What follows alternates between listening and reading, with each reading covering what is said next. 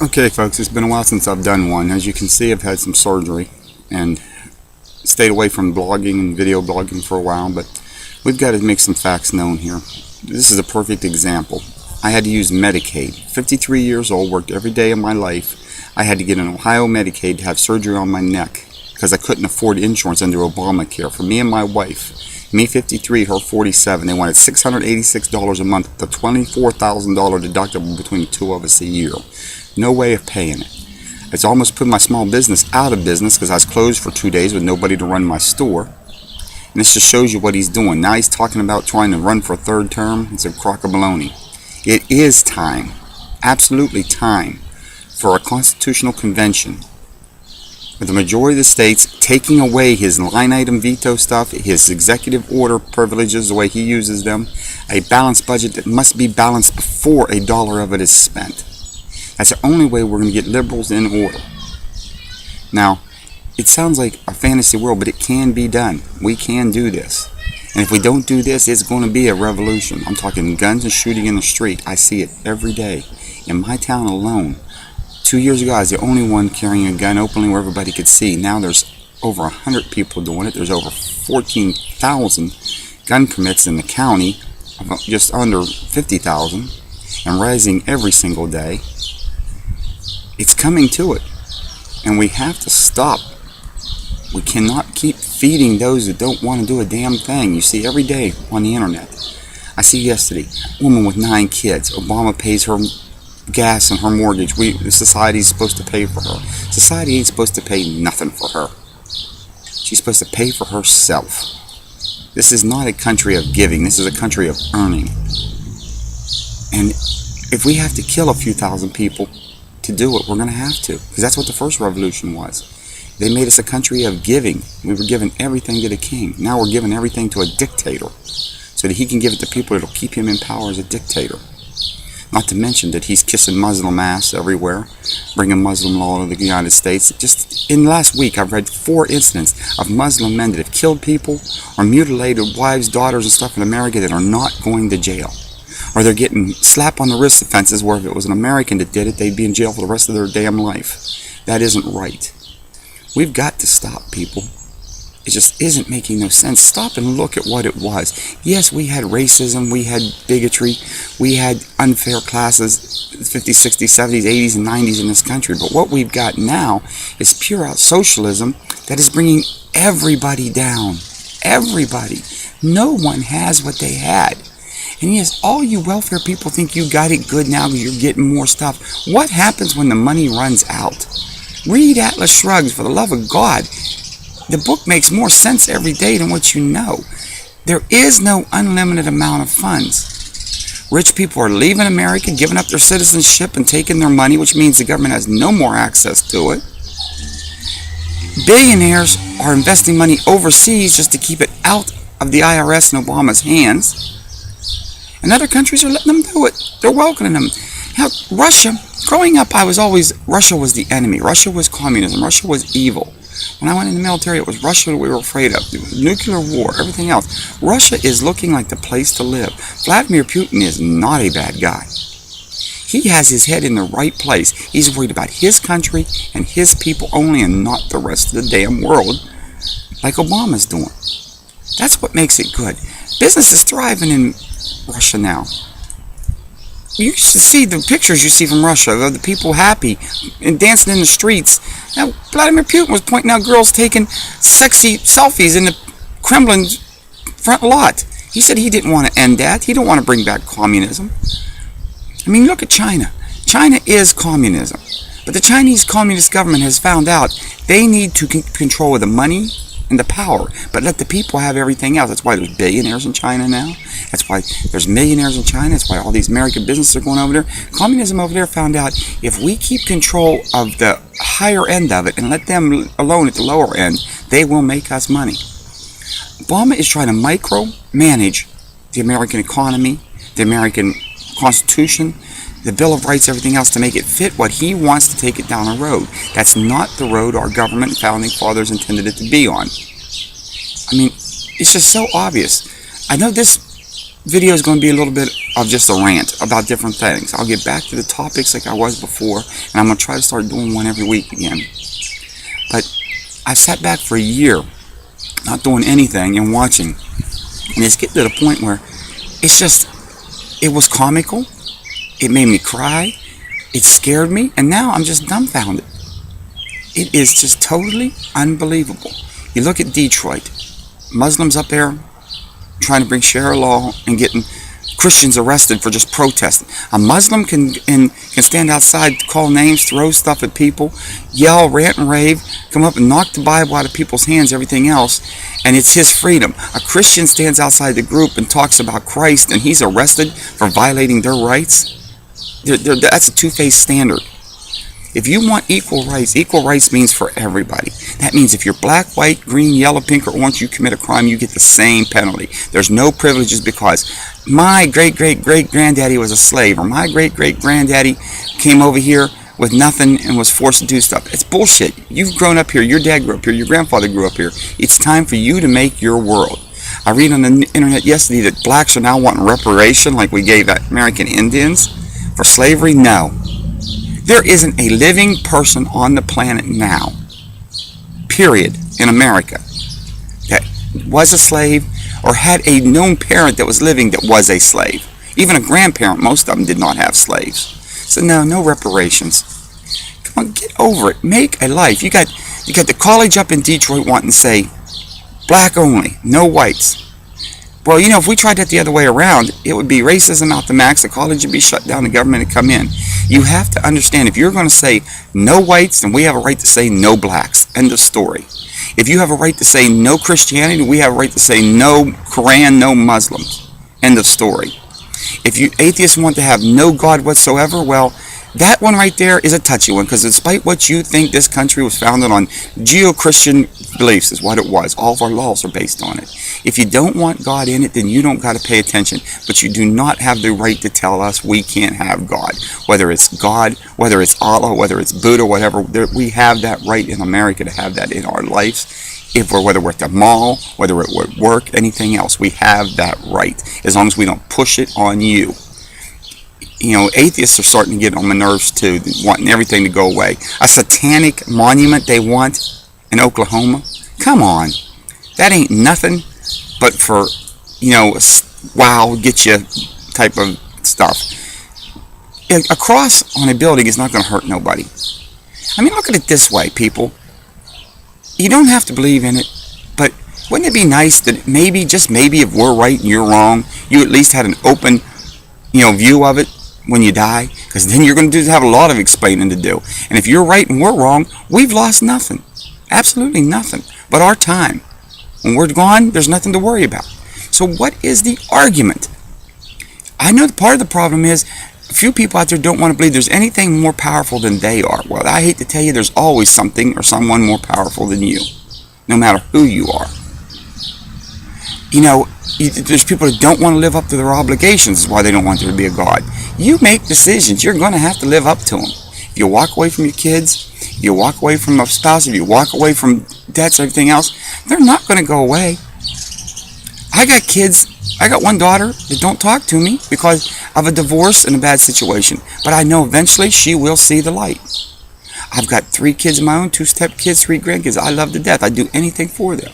My neighbors and friends know that too. But they know that I've got people around me that are like me. People around me have a tendency to see what I am. Some people tell me I look intimidating. But once you get to know me, you know I'm there for anything. And it's just unbelievable that people live in a fantasy world, try to be stuff they're not. I see that every day in my store. People come in and try to say, people come in and tell me how nice and good they are, how well things they are, and then 10 of them get arrested for drugs, you know, the next day. I knew they were druggies when they come in the store. But it's not my place to call them on it in the store. It's not my place to call them in their life. They're making bad decisions. I knew it was coming. Everybody could see it coming. But yet they don't. They think it's fine. And all the people out there that are stealing, you know, God, every day in the news, in the last week alone, 19 people shot by good guys with guns. Bad guys better learn. We're getting guns. The good people have guns. They're not going to put up with it no more. You know, that's how they got rid of in the 20s when we had all the gangsters and stuff. The FBI didn't try them, didn't put them in jail, didn't anything. 90% of them got shot down in the street. Dillinger, Bonnie and Clyde. You know, Babyface Nelson went to jail. You know, he's about the one exception to the damn rule. They shot him down in the streets because that teaches them not to do it. I mean, I know in town here, I see every day come in my store because I carry a gun. These kids do not come in my store. And when they do, they pull their pants up, they take their bandanas off their head, they get rid of the gutter language, and they speak normal English in my store. And other people in town have noticed that. If you demand they respect themselves, they will respect themselves. We just let kids get by. Oh, they're just being kids. Oh, they're just being that. No, when I was growing up, having long hair was me being a kid. I still was respectful of people. I still respected my elders. I still did what I was told. I still did what was expected of me. I did not shrug it off because I was trying to be different. My son, growing up, it was the pink hair, the purple hair, you know, all that stuff. But he still did his chores. He was respectful. He just got out of the Air Force. I was in the Marine Corps. He was in the Air Force. He did the right thing. We're letting kids say, oh, that's just them being them. But you're letting them be everything. They're playing video games from the time they get home from school to the time they go to bed. I see kids now. I walk around town the other day. 6 kids on a bicycle. 10 years ago, there would have been 600 kids on bicycles outside. You go by people's house, though, by gosh, you see the PlayStation on the big screen television playing in the living room of 7 out of 10 homes when you drive down the street now. And we're not talking at night. I'm talking 3, 4 o'clock in the afternoon you see them playing. I mean, come on, give me a break. That's supposed to be dinner time. That's supposed to be time socializing with your family. It's supposed to be time finding out what your kids are doing and everything else. And I understand parents work and stuff, but Christ almighty, you can get time to know your kids. I knew my kids growing up. I still know my kids. I know my stepkids. I know the grandkids. I know what they think. I know what they do. Because I spend time being there. My grandkids aren't around me all the time, but I know them. It's because I try. I don't just say, I can't do it, or it's too hard, or life's too complicated right now. I try. My friends know me. I know my friends' problems. Hell, I vented yesterday because I was sore from being in surgery on my friends. They all got upset, but at least they understood that it was just me venting. I'm not that way. People come in the store. I see them in Walmart. I see them, you know, around town, that they try to act macho. They try to act like they got stuff. And they don't have jack shit. But it makes them feel good to make people think they have it. Be happy with what you have. Make yourself happy with what you have. I want more. I don't want to be in Ohio. Look at me. I'm Texas, New Mexico, Arizona, you know, in my blood. That's where I belong. But I can't do it now. And I'm getting older. And by the time I can do it, I'm probably going to be too old to enjoy it. But I will go. We just got to stop with all the, you know, we used to be keeping up with the Joneses. Now it's trying to set the standard for the Joneses, for people that can't even afford to buy a cup of coffee. I see people come in my store. I have a cell phone store, sell cell phone laptops, iPods, prepaid cell phone service and stuff. I see people come in that can't even afford a $20 flip phone, but they expect the right to a $600 Android phone because everybody else has got one. And when they see the price on it, it's, you're being greedy. No, I'm not. I'm selling reasonable. I sell refurbished stuff. Half the 40% of original value on refurbished is normal. I see people come in. We can use the Samsung S3 as an example. You want to see how the society is. I sell them for $350 refurbished in my store. Everybody says, oh my God, $350. Christ, my brother got one of them brand new for Verizon or Sprint for $100. When he signed a 2, 3, or 4 year contract, he got it free. That phone is $800. And despite you people out there thinking, I did some research with Samsung, I did research with Verizon and Sprint stock quotes and their income tax reports and everything else, they do pay for them phones from Samsung and iPhone. Sprint and Verizon pay about $485 to $525 a piece for them Samsung S3s that they're giving away for $100 or $75 because they make their money when you use too much internet. That's how they make their money. They're not least bit worried about the $300 they're losing on that phone because they're selling you that cell phone service for a ridiculous amount of money, a monthly fee, and they know that when you get that phone, you're going to start playing, you know, Candy Crush, Facebook, Your mother's going to send you the video. Little Susie's going to send you the video. You know, Tommy's going to have the baseball video that you want to record and stuff. And you're going to go over your data, and that's where they get you. I mean, Christ, at 50 cents a megabyte when you go over? Stop and think about it. A 60 megabyte video, that's $30 more on your bill you paid them when you do that. That's where they get their money back. If you do that 10 times a year, you've paid for that phone, so they've lost no money. Most people do that more than I see people come in the store all the time. Oh, I used to have a cell phone bill. My bill was $180 for 3 phones. And then we got S3s, S4s, we got iPhone 5s and stuff. And now I got a $3,000 phone bill. Yeah, because you started using Snapchat and you started using video links and all that other stuff. That all uses data, makes your bill go up. That's where they make money. You know, that's what people don't think. That's the whole point of all these videos. Stop and think. Just because somebody says, here, this is nice, I'm giving it to you for a discount, whether it's a phone, whether it's a car, whether it's a house, whether it's insurance, anything else, there is a catch where they're going to get you. And this catches, everybody's ignored them now. And liberals and social welfare people don't care about them because they figure there's no catch to it. You want to fix welfare? You need to put everybody on there. If you win the lottery, if your son is on welfare and he becomes a basketball star or a baseball star or a football star, he has to pay everything back that we paid him. You have to pay everything back. If you make them pay it back if they get ahead. Because I see welfare people every day at the damn lottery store. I mean, how much sense does that make? Get a welfare check and you go to the lottery store. You're wanting a free ride, but you're wanting to win enough to not need the free ride. Well, make it to where if you do win, you got to pay that free ride back. That would do wonders. I mean, there's so many things you could do. We got, in Obamacare, there's a clause in there to give minority college students free cars later this year. I'm waiting for that to kick in. The Obama phones was one thing, and Obamacare is something else. But there's a clause in Obamacare that says minority college students are entitled to a free new automobile to get back and forth to college with. How are we going to pay for that stuff? I mean, that's going to be a real interesting one when it comes up. You know, that's like cash for clunkers. It wasn't to help the economy. It wasn't to do nothing. It was to get cars off the road that didn't have computers in them. You people bought right into a big liberal control the people, mind control bullshit with that. Them pre-1982 cars did not have computers, which meant they weren't trackable. There was no computer in that car that a cop going by with a Digitron reader could read.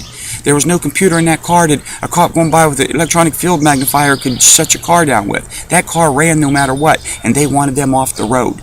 Now everybody's in a car that all the cop got to do with a box he has in the car is push a button aimed at your car and it'll shut your car off. You can't run from them. And it's happened. They've used that box in California. They've used that box in New York. It just hasn't made the news. And these high-speed chases, these cops point them boxes. Florida's used it a couple times and it hit the news, so they took them away because they didn't want everybody knowing they're out there yet. There is a box they have in a police car.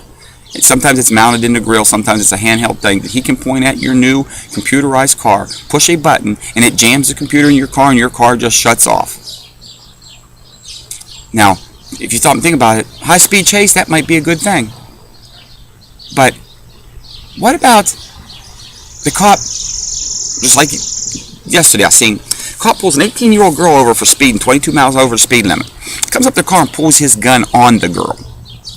Nothing said. Had his gun out as soon as he got up there. She's terrified. She explains to him her house had been broken into. Her grandfather just called her. The story checked out with the state police. The house was broken into. They knew about it.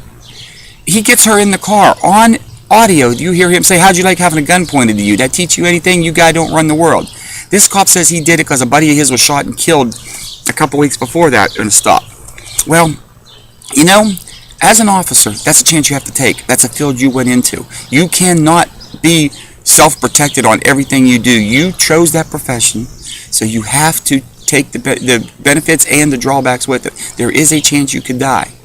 But if we put the two of them together, what happens if some cop has a bad day like that and he sees some kid in a new vet that he don't think should have it? Well, I'll just push that button on my electronic thing, scramble his computer just to fuck up his day. Because that's all that cop did with that girl, is mess up her day. Nothing else. There was nothing, no ticket given, nothing else. He lost his job about it. That's a good thing. But, you know, the more power and technology we give them, the more they're going to take away from us. I have cars. I have cars with computers. But I have also bypassed the computers. I have a Mustang that doesn't run off the electronic system no more. It runs off the old-fashioned way. And there are a lot of people doing that, taking the new cars and rebuilding them with the old motors. You know, there's this phone. I have a phone. I have an Samsung Galaxy Note 2 on prepaid. I also have 2 other phones on prepaid that are from my store. I keep them so that people don't know what's going on. I have one phone that every month I send a text message to myself saying, I hope something takes Obama out of power. I just wait and see an NSA agent come after me, or a Secret Service agent, or, you know, Homeland Security something come after me. I send it to myself so nobody can see it. Because I know they're watching. Hell, got out of the military, went to Marshal's Department. I get a call last year from the ATF. Did I lose my license? I said, why? I said, because so many guns have been bought with your license, we thought maybe you lost it because you get immediate approval. I said, no, I didn't lose my license. I bought all of them myself. The ATF agent asked me, he says, well, Mr. Harris, who do you find out having a war with? And I told him point blank, I think it's him I'm going to have a war with. And what was so funny about it, he says, Mr. Harris, I agree with you. I don't agree with Obama either, but I can't say that too loud. Now that is a scary thought, that an ATF agent that is called to check on me because I'm buying so many guns agrees with me, but he has to whisper that so nobody in the office hears him. Which makes me wonder if all their phone calls are recorded like they say or not. You know, that brings up a thing there. You know, we sit back and we say, this ain't right, I've been mistreated. But you want somebody else to do something for you about it. If you're going to sit back and say, I have been mistreated, fix it yourself. That's like the black community. I get so frustrated with that. The blacks that stand up and fix themselves are ostracized by the rest of the blacks. Condoleezza Rice, Clarence Thomas, Dr. Carson. These are all black people that pulled themselves up, decided they weren't going to buy into the system no more, weren't going to be part of it. They were going to be Americans. They were going to work, they were going to make something, they were going to get ahead, they were going to become something. And because they did that, their own so-called race has ostracized them. Grow up, people. It's time to do for yourself.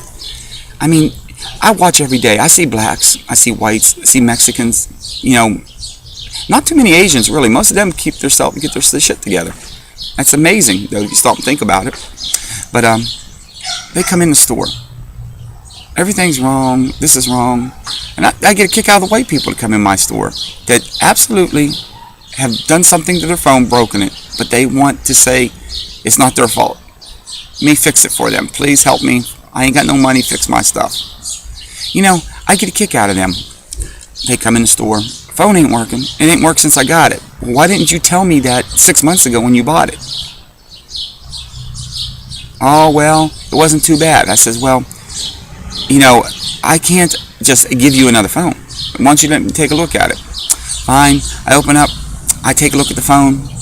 They've downloaded something that wasn't supposed to be on it, or they used the wrong charger on it. They plugged the charger in upside down or something. And I showed them that and explained it to them. They knew it off the bat, but they didn't want to admit it because they were hoping I would give them a new one. Now, I get people to come in. The other day, I had a woman come in. Mike, I was half asleep, tried to plug my phone in, plug charger upside down. I broke the charging port. Anything you can do for me? Well, good customer, pays her bill on time, has bought a couple phones, a couple laptops. It was only a $70 phone. I told her, I said, give it to me, I'll switch it for you. It had been, she'd had the phone for 9 months, but it was worth me in customer relations to switch that phone for her because she's a good customer, she was honest. I get the kid that comes in and says, my phone quit working, I bought off of you yesterday. Did you do anything to it? No, didn't do nothing to it. Well, let me take a look at it. I open up. As I open it up and there's water dripping out of it, his dad comes in and tells us, did you tell Mike you flushed it down the toilet? Well, no. Well, I looked at him right there and said, well, I'll be honest with you. If you'd told me the truth, I'd have probably put a used screen in there for you and told you, okay, don't worry about it. Because you're lying to me, you're paying for a new screen and you're paying the labor to put it in there. And his dad said, charge him double, Mike, for lying to you. His dad knew it. His dad says, I didn't raise him that way. I said, no, society we're in's made him that way. You know, I go in places, I go over Walmart, buy something, it wasn't what I wanted after I get it home. Do I put it back in the package and take it back, or do I try to wrap it up? No, it was my decision. I bought it. It's the wrong thing. It gets put in a drawer. I go back over and buy the right thing. I get so frustrated with people that get something that ain't what they want, so they try to repackage it back up and take it back. You make a decision to buy it. It's your decision to buy what you're taking to the front counter. If it isn't right, it's your fault. It's not the store's fault. Can't bring it back. And that fits right in with everything else we're saying. If you make the decision to live off the system, to be a welfare bum, to have nothing, then you can't expect the Porsche, the big house, the fancy phone, the PlayStations, and all them other stuff like the other people have. I sit every day and watch people complain that my kid can't have this, my kid can't have that, that ain't right. Well, you know, I have one woman comes to the store, very nice lady, but she is 24 years old and has 5 kids. And she's complaining because they don't have stuff other kids have. You know, in a nice way, I told her, I says, shouldn't you have made that decision, you know, 6 years ago when you started having kids, or 7? When you lay down on your back and spread your legs, that's when you made that decision. There are ways to stop from having that many kids. You don't have to be in that situation to have kids to where you can't take care of them. I had 3 and I wanted 20. Well, couldn't have them with the first wife because she couldn't have no more. Your second wife can't have kids either. But, you know, you got to be able to afford what you have. I see everybody. I mean, I've done it myself. 8 years ago, I went out and bought a new Mustang and a new Camaro both. I was working a job, making 120 grand a year. Everything was going fine. I had an accident. Couldn't do that job no more. Went from 120 grand a year to nothing for 6 months. I had to call the car companies up and say, come and get them. Broke my heart. Come and get them. I took my training that I had, my knowledge that I have that I built up myself, and I started a small business. Now I have a Mustang. I have a truck. The Mustang's paid for. Not a penny owed on it. The truck will be paid for in 3 months. Not a penny owed on it. They're brand new now. They're a few years old. But they're mine and paid for. Everything in my store is paid for. My counters are mine. My supplies, my electronics, my phones, everything in the store is mine. There's no money owed on them. Because I made a conscious decision. I was going to start the business with a little bit of money. And I worked my way up. When I opened the store up, I bought some used display cases, a used cash register, and I opened the store up with 25 phones and 5 computers. Because that's all I could have had that I could fix. In my store right now, there's about 190 phones. There's about 75 laptops. There's even a couple cherry machines for sale that I've got off of people fixed and repaired.